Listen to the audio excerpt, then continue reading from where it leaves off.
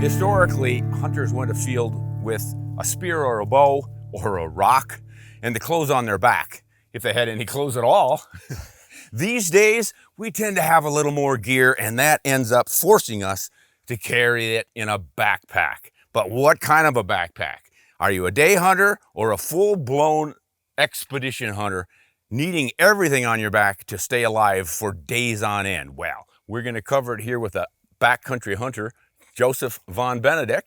He's been up in the big country and he knows a thing or two about packs. I've made a few trips myself, so we are going to tell you what we have learned over the years, hard school here, about packs and which ones you might want. Now, Sure. Joseph, where should we start? Well, I have to ask the question. I mean, I can't not ask the question. Have you ever hunted in a loincloth, Ron? Right away, you have to go there. Well, I confess I have. Oh my God. We don't want to see the pictures. We don't want to see anything. There are here. no pictures. Oh, good. Thank goodness. Now that we have that out of the way, I think, Joseph, we need to break this down. There are so many packs out there and so many different styles. Most folks are going for a day or two, or maybe just half a day. You know, you park your truck, you head into the woods, and you hunt for a day and you come back out. Or you hunt for half a day and you come back out. And your pack falls out of the tree to say, take me with you. Yes. Fill me with stuff. So why don't we do day packs first? This Sure. is going to accommodate you guys who are going out for a short trip, not overnight, so you don't need your expedition gear. What do we need to know? Yeah. What do we need to know about day packs? You know, the way I look at day packs now is I want something that carries everything I need, but nothing I don't. Because if I carry a big day pack, I tend to fill it all the way up. Good point. The bigger your pack, the more you put in it. It's just like a garage. Sometimes a self-limiting pack is a benefit. Yeah, So you got a point there. what I look for in a day pack, though, is just enough capacity to carry what I really want and something that I move well in. Because whether I'm bow hunting, I need to be able to draw a bow and shoot without it interfering with the mechanics of my shot. I also want to be able to crawl with it and duck under branches while I'm stalking, whether it's with a bow or a rifle or whatever. I want something that's pretty sleek and moves with my body. Okay. Now, I would add to that something that's quiet for a bow hunter. Yes. You don't need the raspy. And, you know, I really like lightweight. I think too many packs, we're going to go into that in this session, but I think some pack manufacturers think they're building saddles. Yeah. Something that needs to be abrasive and just more durable, that you're carrying it on your back. You're not riding it. You're not rubbing it against things. I like the lighter materials for saving some weight. We're going to get to that too. Sure. Going back to the basics, I think you honestly could start with something this tiny. This is just a little fanny pack. Fairly common even in towns. You know, people just wear them as like a man purse. But for a quick little trip, say for get up at dawn, go out and work the whitetail woods for a couple of hours, maybe till noon, you're not going to be needing a lot of space. If the weather's consistent, now if you have to take a coat off, you're not going to have enough room. But you can have your little lunch in here and some water and some basic survival tools.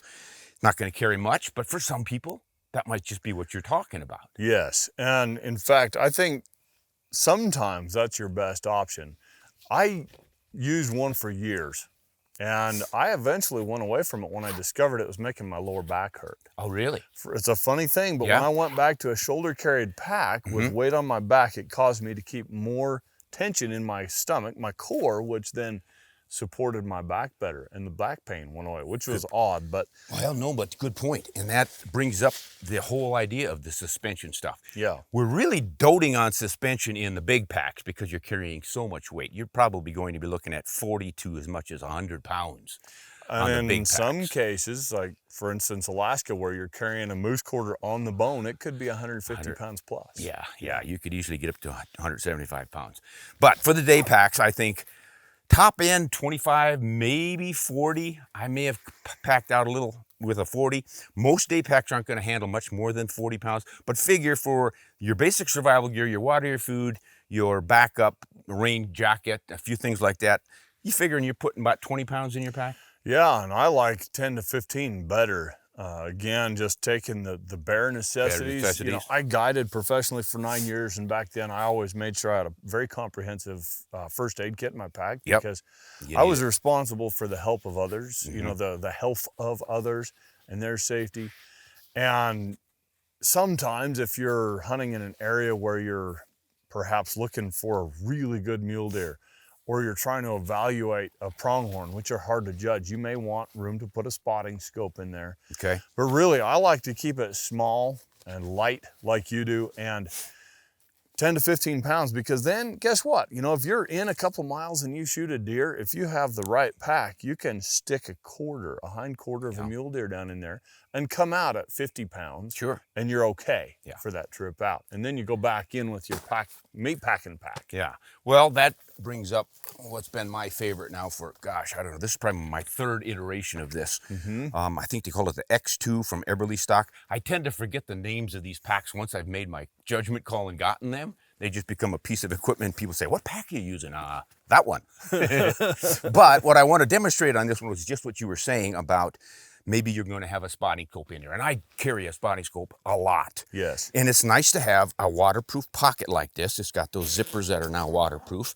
Things have improved a lot since I started this stuff in the 70s. Yeah. And you've got enough room in this long pocket for a spotting scope or even a short tripod if you want to stick it in there. You can also stick that sort of stuff in these side pockets on the outside.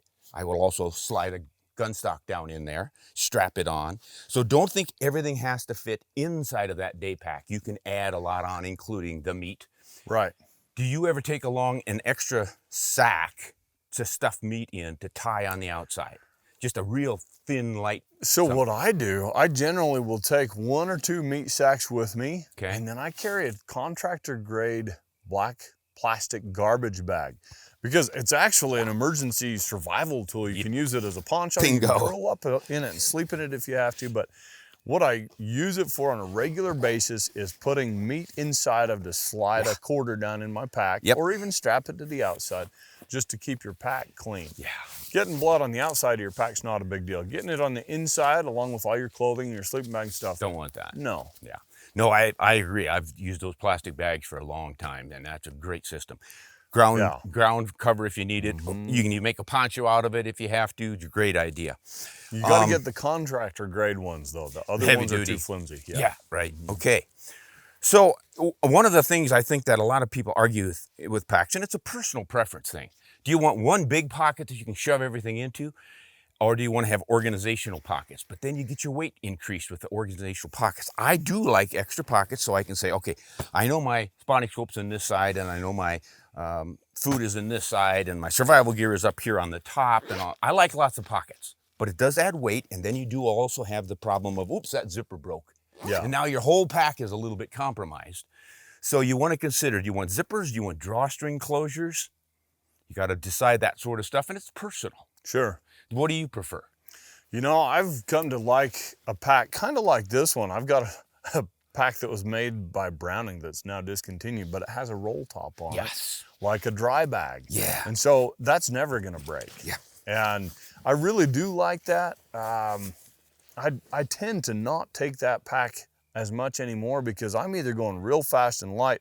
Sometimes I won't even take something as small as your little fanny pack there. I'll just go with good cargo pockets. Really? Like technical hunting clothing these days is so much better at organizing your gear right on your body. Right. I can carry cartridges on my belt, a knife on my belt, a sandwich in my pocket, maybe a Life Straw water filter and a liter of water on me, and a few other things. And sometimes I don't want any more than that, because when you hit middle age or whatever, you start slowing down, and every pound slows you down more. Yeah, and you get a certain age and every ounce slows you down more. But you wouldn't know anything about that No, yet, no, Ron. I'm just guesstimating on that one. But I think, guys, is what you need to decide is exactly how much comfort you want, how much weight you can carry, what matters to you, and that's going to influence what you want in a pack. So think about those things. Do you want to have a lot of extra gear along, or do you want to rough it like Joseph here? Some guys insist on having an Ensolite pad wherever they go. Even if they're not planning to sleep on it overnight, they're going to sit on it to stay out of the wet ground and stuff. No big deal. You tie it onto the outside of your pack. But the thing you were talking about with that Browning pack, I think they call them, snow collars or something.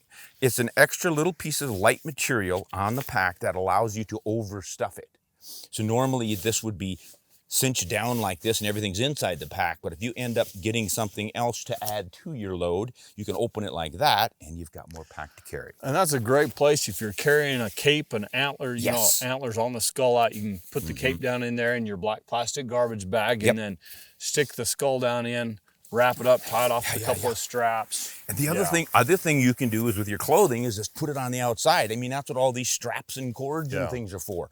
You put things on the outside. This one even opens to make a wing, and then it's got internal pockets on the wing. You could carry it like this and tie extra things on the outside. You can really bulk it up.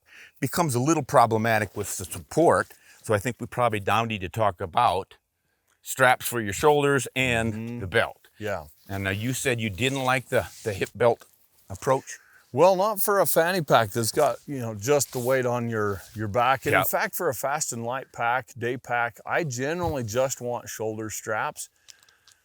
That's a personal thing. Again, I'll use a pack like that where it's got a stomach or a hip belt on it. But I tend to go from something real light and fast up to a proper weight carrying pack. And often that depends on whether or not I anticipate bringing part of a deer or elk out with me when I shoot it. And then obviously if you're going to carry camp on your back. Yeah. You know, a lot of the whitetail, mule deer, pronghorn hunting I do where you've got pretty decent vehicle access. I'll just go out for the day, even if I might be covering several miles, knowing that I can come back light and then return to pick up the animal. Yeah. But if it's in the mountains where you've got to go up, up, up, up and you shoot a mule deer, you don't want to come back down and get your real pack and then go back up and get him if you can bring him back on a light one like this. So I'll bone him out and you can get down to pretty minimal weight. Yeah. And a little pack like this in one trip can do it if you've got the right support gear. And I like to have the option of the straps on the shoulders as well as the belt. And the belt is designed to actually carry weight. It's not just to keep your belly from protruding for photographs. Although I use them a lot for that. But cinch that baby down and you can help carry the extra weight. Sure. I once hunted with a guide up in Alaska who had the whole pack system. He wouldn't even cinch this down. He'd walk around with it hanging off of his shoulders all day, which looked painful to me because this distributes it in two places. Well, three if you count each shoulder. And the best place in your body to carry weight is on your hip. It seems like better than your shoulders. It just pushes it straight down in your leg bones and you don't get that pulling you over or under or anything like that. Yeah. And if you got a bad back, you need to try these things out. Some people do better with one or the other. And pack fit makes a big difference as well. And the way the packs are ventilated on the back. I mean, this is an expedition grade pack, but you can see it's got channels. It's got really high-tech mesh on it. It's got, you know, this is truly an internal frame pack, but it's kind of a hybrid where it's got a frame that allows additional airflow and access around it. So things like that can make a difference in the way it fits your back, the way it feels on your body.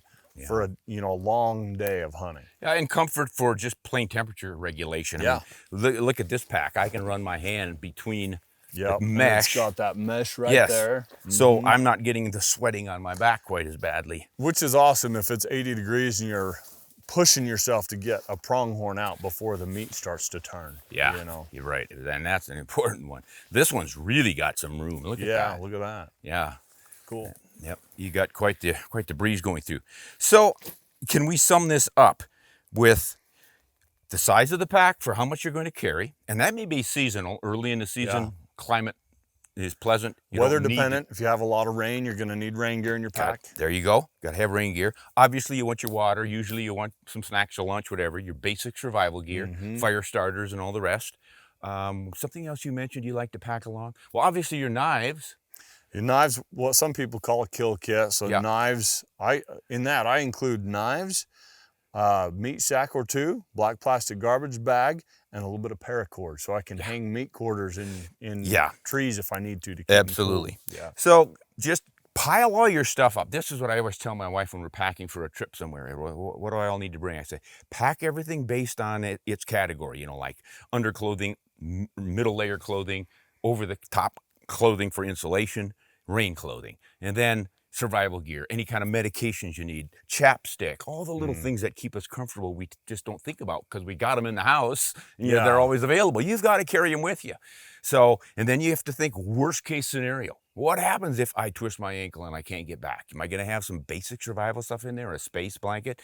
Would I need some cord or ropes? There have been some times where I actually needed that paracord to lower some things down a cliff or pull it up a cliff. Or tie an elk leg up so you can work on it if you're hunting solo. Yeah. All the time, yeah. So paracord, great stuff. And then decide how much of an elaborate system you want. Most of them will offer you both the shoulder straps as well as the hip straps. But you can go as simple as Joseph likes to do with a fairly light pack where you don't need all of that. And the final thing is the material and the weight. Yeah. You usually don't fuss too much about weight in a day pack because it's not going to carry all that much anyway, but you can find some day packs that weigh 4 pounds. Yeah. Good Lord, I'd rather start off with a one that weighed 1 pound if I could get it. And so, this is a 7,000 cubic inch pack that weighs 3.8 pounds. There you go. Now this is probably 2,000, maybe a 1,500. I don't know what the cubic is on this one, but they measure packs by cubic inches, what you've got inside for stuffing all of your gear. Yeah. And the big backpacks, we'll get into those on another episode because we're going to run out of time here. But with the day pack, you're not worried quite so much about all that. But still, if you use a lighter weight material instead of this heavy stuff, like this Alps pack here is extremely rugged and durable, but it's fairly heavy with this material. I've seen worse. This is kind of the middle of the road, I think. Yeah, that's a good solid all-around type pack. I think so. That. Yeah, it's not too heavy, but the material surely should stand up to whatever work you're going to put it through. Just remember, you're not dragging this pack behind you, so it doesn't have to be that abrasive resistant to you. Yeah. It's you're carrying it. And sometimes cost plays a part too. The really high-tech materials cost more. Yeah, definitely. A lot of guys will say, rather than spend all that money on a really fancy high-end stuff, I'll just cut the price in half, and if it wears out in a couple of years, I'll get another one. Yep. And that way they can also get the latest if they decided that they didn't like that pocket or the fit wasn't right. It doesn't hurt as much if you make a bad choice. It doesn't hurt as much. The final thing I want to say, Joseph, is why do they put these stupid stretchy cords on these packs? If you're going to tie something down, have a rope and tie it down. I can make a rope tight or loose. These things always wear out and get loose when I don't want them to. Why do they do that? I think it's kind of a trendy thing. It's easy to stuff a coat in there fast. Yeah. Right? And that's about all I'd ever use it for. I surely wouldn't use it to strap on anything from my valuable rifle to a fresh rack, mule deer rack that I'm really proud of. But man, if you're in a hurry, you can flop your pack down, jam your coat in there and just suck it up and go. But like you say, these little clasps can break, and these actually will fatigue and wear out. And they'll catch on a branch, and you'll suddenly go, twang. Boy! I've never done that. I've done that. Okay, and then I said that was the last complaint, but I actually do have one more. A similar system on these side pockets. This one particularly bad. It's got a side pocket. I've been carrying stuff in it, and it has now been stretched so many times that it doesn't hold anything anymore. It just turns all flappy. I just as soon have a cinch down mechanical system. Suit yourselves.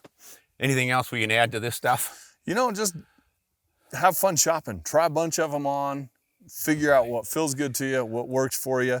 And then, like I say, get a pack that's big enough, but not too big. All right. Hey, next time, we're going to cover the big boys. If you want to strap on and have yourself a real adventure, Joseph has been to the far mountains, and we both have, and we've got a lot of experience living for 2 weeks at a time with what we can carry on our backs. So we will cover the big expedition packs next time on Ron Spomer Outdoors. In the meantime, Joseph, have you got any final words of advice?